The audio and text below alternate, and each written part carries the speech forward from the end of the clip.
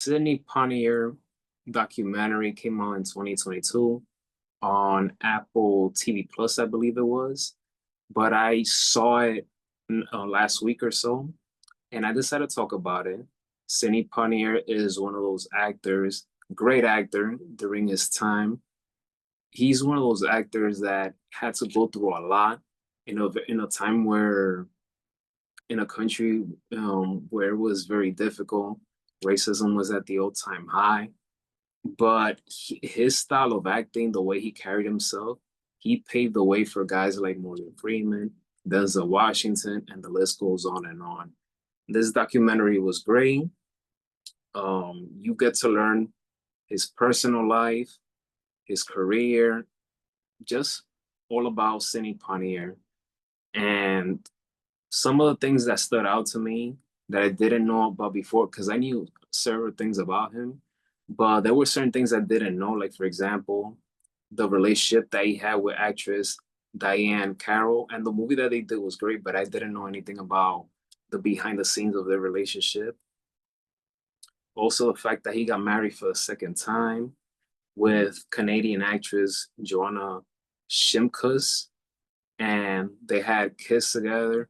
The great thing that Sidney Poitier did is that he didn't separate his kids of his first marriage and a second marriage. He said he basically put all of them together. There was no separation of that whatsoever.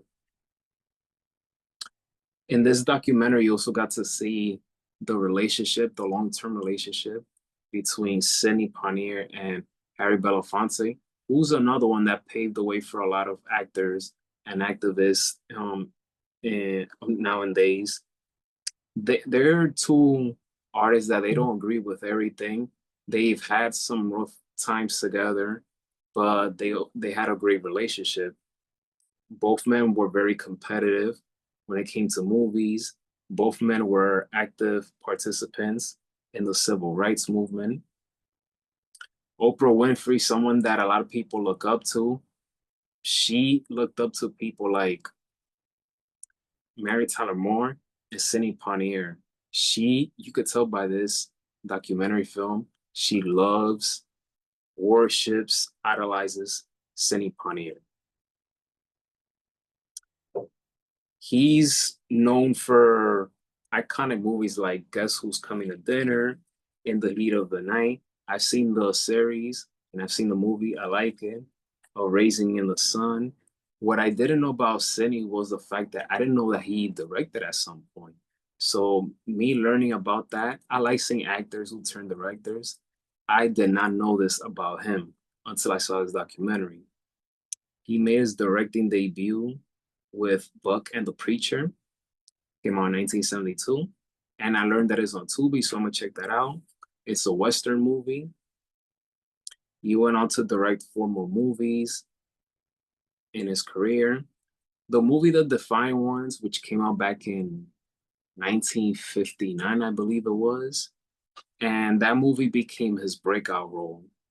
Obviously, Sidney Poitier won an Oscar, which for a lot of people, especially in that audience room, was a major shock.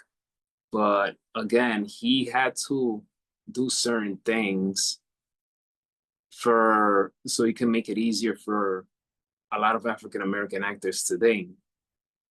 One of the parts that it brings a smile to my face, because although I knew about this, but still, it was still refreshing for me to see it, was the 2002 Academy Awards. Denzel won Best Actor, Halle Berry won Best Actress, and Sidney received honorary Oscar that year.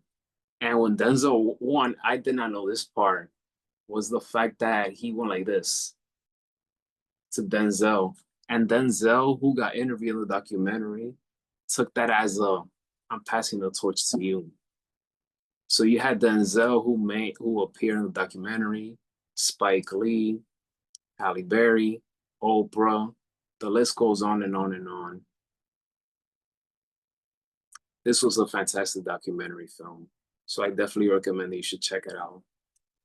My review for this documentary from 1 through 5, I give it a 4.4 out of 5 stars.